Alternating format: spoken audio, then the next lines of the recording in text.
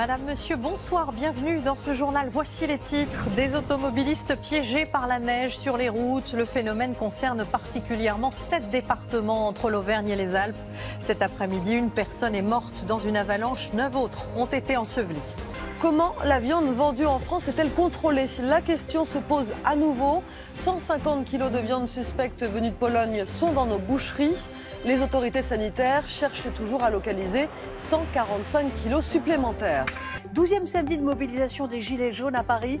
Une marche est dédiée aux manifestants blessés lors des derniers rassemblements. Hugo Puffnet est en direct avec nous. Nous irons aussi à Valence où un grand rassemblement est attendu. Nous irons au Brésil dans cette édition, plus d'une semaine après la rupture d'un barrage minier. Des images impressionnantes de cette catastrophe ont été diffusées. 121 personnes sont mortes. Emmanuel Macron envisagerait d'organiser à l'issue du grand débat national un référendum. Quelles questions seront posées aux Français? On l'ignore, mais ce référendum fait débat dans toute la classe politique. Nous verrons cela. La loi anti-casseurs sera votée mardi à l'Assemblée et elle divise de plus en plus, y compris dans la majorité. Certains députés LREM sont mal à l'aise avec ce texte. Aurélien Taché, lui, a même décidé de voter contre. Une nouvelle découverte de momies en Égypte datant d'il y a 2000 ans. Des trésors qui alimenteront peut-être le nouveau musée du Caire. Grand format et visite ce soir en avant-première de ce lieu exceptionnel. L'avion qui transportait Emiliano Sala retrouvé au fond de la Manche hier, soit près de 2 semaines après la disparition du footballeur argentin et de son pilote. La société de recherche mandatée par la famille du joueur estime désormais possible que les corps soient retrouvés. L'opération séduction d'Emmanuel Macron en banlieue. Il a rencontré des habitants et discuté avec 300 maires. Tous lui ont demandé plus de considération et plus de moyens. Le débat a commencé il y a près de 3 heures. Pour la première fois, la CGT et les Gilets jaunes ont manifesté ensemble aujourd'hui. Ils étaient 300 000 selon le syndicat à Paris et dans les grandes villes pour réclamer la hausse des salaires et plus de justice fiscale. Bonsoir et bienvenue à tous dans l'actualité de ce mardi. Au moins 10 morts et une trentaine de blessés dans l'incendie d'un immeuble à Paris. L'origine criminelle ne fait guère de doute. Une habitante de l'immeuble a été interpellée. Elle a un lourd passé psychiatrique et se serait vengée d'un voisin. Va-t-on taxer la vente des résidences principales? C'est Emmanuel Macron qui a évoqué cette possibilité lors d'un débat. Pour l'heure, seules les plus-values sur les ventes de résidences secondaires sont taxées. Une gigantesque arnaque fait des ravages sur Internet. Un prétendu hacker affirme avoir piraté votre ordinateur et demande une rançon de 500 € pour ne pas dévoiler ça à vos contacts, des images compromettantes qu'il n'a pas. Explication dans un instant. L'Europe dit non à la fusion Alstom-Siemens. Pourquoi ce refus? Quelles conséquences pour l'emploi? Le projet, très soutenu par Paris et Berlin, devait créer un géant européen du ferroviaire.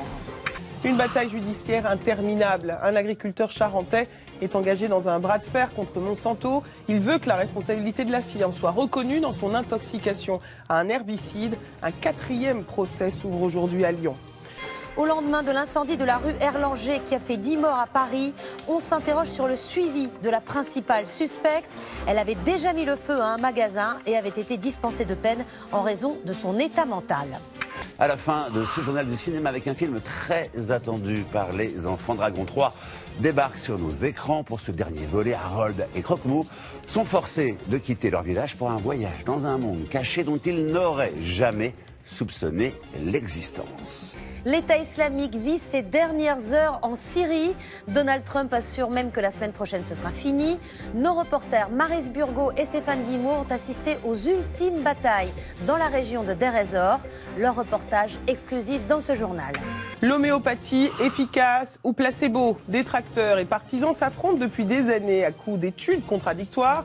La Haute Autorité de Santé rendra son avis d'ici la fin du mois en tranchant la question du remboursement de certains de ces médicaments. Du jamais vu depuis la Seconde Guerre mondiale, la France rappelle son ambassadeur en Italie. Le Quai d'Orsay, excédé par les attaques de responsables italiens et la visite mardi du vice-premier ministre Di Maio aux Gilets jaunes, dénonce des provocations inacceptables. Les prix de vos produits en super et hypermarché ont-ils augmenté et de combien? Une semaine après l'entrée en vigueur de la loi alimentation, l'heure est au premier bilan. Un institut a analysé 15 000 références et ce sont avant tout les produits les plus prisés par les consommateurs qui augmentent. Tous les détails de cette étude dès le début du journal. À la une ce vendredi, les médecins qui claquent la porte des négociations sur la mise en place des assistants médicaux. Pour en bénéficier, en contrepartie, ils devraient accélérer les consultations, 6 par heure, une toutes les 10 minutes. Ils refusent. La cloche a sonné pour les élèves de la zone B en vacances ce soir. Certains auront la chance de partir en montagne où l'enneigement est idéal. Reportage. Nous serons aussi à Gênes. 6 mois après l'effondrement du pan autoroutier, les travaux de destruction ont commencé ce matin.